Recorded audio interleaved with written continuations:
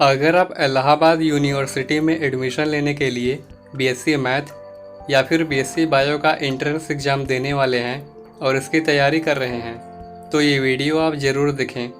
इससे पहले अगर आपको जानना है कि एयू बीएससी मैथ या एयू बीएससी बायो के एंट्रेंस एग्ज़ाम का पेपर पैटर्न कैसा रहने वाला है, किस सब्जेक्ट से कितने सवाल आएंगे और इस बार नेगेटिव मार्किंग है या नहीं, तो इस एग्ज़ाम से रिलेटेड ऐसी बेसिक चीज़ों के ऊपर मैंने पहले ही एक वीडियो बना रखी है।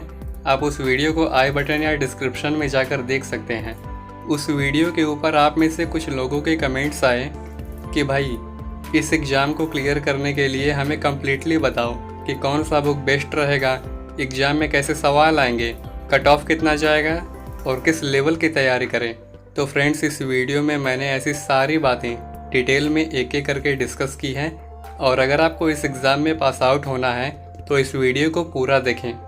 अगर बात करें इस एग्ज़ाम को क्लियर करने के लिए बेस्ट बुक्स की, तो यहाँ मैं आपको पहले यही सजेशन दूंगा कि आपने 11th और 12th में जिन बुक्स को फॉलो किया है आप उन्हीं बुक्स का रिवीजन करें। अगर पॉसिबल हो तो एनसीईआरटी की बुक्स ज़रूर पढ़ कर जाएँ। फिर भी आप में से कुछ लोगों के अंदर ये सवाल होगा कि क्या इस एग्ज़ाम को क्लियर करने के लिए कोई पर्टिकुलर बुक आती है। तो अगर आप लेना ही चाहते हैं तो मार्केट में डी कुमार्स की बीएससी मैथ और बायो की बुक आती है और इसके साथ ही जनरल नॉलेज की 2 किताबें और साथ में एक प्रैक्टिस सेट फ्री में मिलती है। यहाँ मैं आपको रिकमेंड करूँगा कि आप डी कुमार्स की बुक से प्रीवियस ईयर्स के क्वेश्चन पेपर्स को ज़रूर से ज़रूर सॉल्व करें। इससे आपको एक आइडिया लग जाएगा कि हाँ, ऐसे टाइप के क्वेश्चन एग्ज़ाम में आते हैं। और अगर आपसे हो सके तो लूसेंट जीके की एक बुक आती है, इसमें से आप इम्पॉर्टेंट टॉपिक्स को एक बार पढ़ सकते हैं। चलिए अब और डिटेल में बात करते हैं कि इन सभी बुक से किस तरीके से तैयारी करें, यानी कि किस सब्जेक्ट के लिए क्या क्या पढ़ें। जैसा कि मैंने पिछली वीडियो में बताया था कि ये एग्ज़ाम हिंदी और इंग्लिश मीडियम दोनों में अवेलेबल है। तो आप में से जो लोग हिंदी मीडियम से हैं वो अपने मीडियम से एग्ज़ाम देंगे और जो लोग इंग्लिश मीडियम से हैं वो अपना देख लेंगे। और उस वीडियो में मैंने ये भी बताया था कि इस एग्ज़ाम में 150 क्वेश्चंस होते हैं 300 मार्क्स की। अब इसमें से 40 क्वेश्चंस इंग्लिश और हिंदी लैंग्वेज के आएंगे। ये बेसिकली ग्रामर के क्वेश्चंस होते हैं। अब इन दोनों में से आपको एक लैंग्वेज के 20 क्वेश्चंस करने होते हैं, चाहे आप इंग्लिश मीडियम से हो या हिंदी मीडियम से। आपका अगर इंग्लिश ग्रामर स्ट्रॉन्ग है तो आप इंग्लिश लैंग्वेज के क्वेश्चंस करें, या अगर आपकी हिंदी ग्रामर में अच्छी पकड़ है तो आप हिंदी लैंग्वेज के क्वेश्चन सॉल्व करें। यहाँ भी मैं आपको बता दूँ कि आप हिंदी ग्रामर में बेसिकली मुहावरे और लोकोक्तियाँ, अनेक शब्दों के लिए एक शब्द, रस, अलंकार, विलोम शब्द, पर्यायवाची शब्द, उपसर्ग, प्रत्यय और संधि जैसे टॉपिक से आने वाले सवालों पर ज़्यादा फोकस करें।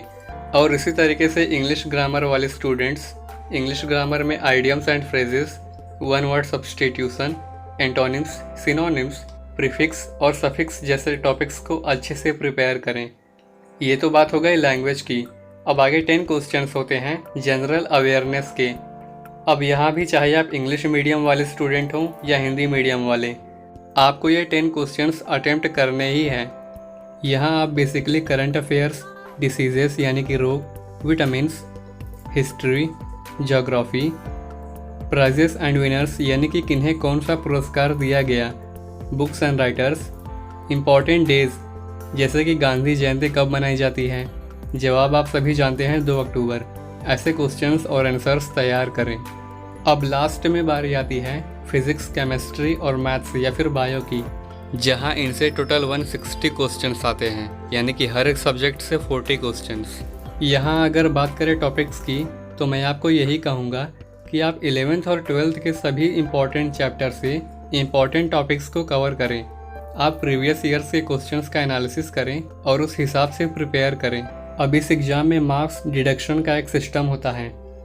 इसमें अगर आप क्लास 12th कंप्लीट करने के तुरंत बाद एग्ज़ाम देते हैं तो आपको फुल मार्क्स मिलेंगे, यानी कि आपने जितने मार्क्स के क्वेश्चंस किए हैं उनमें कोई कटौती नहीं की जाएगी। लेकिन अगर आप क्लास 12th कंप्लीट करने के 1 साल बाद एग्ज़ाम देते हैं तो आपके 5% मार्क्स काट लिए जाएंगे।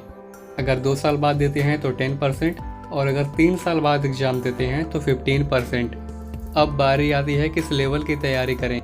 तो आप पता कर सकते हैं कि इस साल बहुत सारे लोगों ने एग्ज़ाम के लिए अप्लाई किया है। मेन कैंपस में लिमिटेड सीट्स भी हैं और इस बार नेगेटिव मार्किंग भी नहीं है। जिससे कंपटीशन ज़्यादा रहेगा। और आपको बता दूं कि पिछली बार बीएससी मैथ्स का हाईएस्ट कट ऑफ गया था 168 और बीएससी बायो वालों का 164। अब आप समझ गए होंगे कि अगर आपको इलाहाबाद यूनिवर्सिटी मेन कैंपस में एडमिशन लेना है तो आपकी तैयारी ऐसी होनी चाहिए कि आप 300 में से कम 180 मार्क्स इस एग्ज़ाम में लेकर के आएँ। यानी कि आप पूरी कोशिश करें कि आपसे 90 क्वेश्चन सही अटेम्प्ट हो जाएं। और अगर आपके अंदर ये सवाल आता है कि मैं ये सारी बातें कैसे बता सकता हूँ या फिर मैं कौन हूँ, तो यहाँ मैं क्लियर कर दूँ कि मैंने भी AU BSc मैथ्स का एंट्रेंस एग्ज़ाम दिया है और करंटली मैं इलाहाबाद यूनिवर्सिटी मेन कैंपस का स्टूडेंट हूँ। और इस वीडियो में मैंने वो सारी बातें बताई हैं जिनकी वजह से मैंने ये एग्ज़ाम क्लियर किया। सो अगर आपके अंदर कोई डाउट है तो आप नीचे कमेंट में पूछ सकते हैं।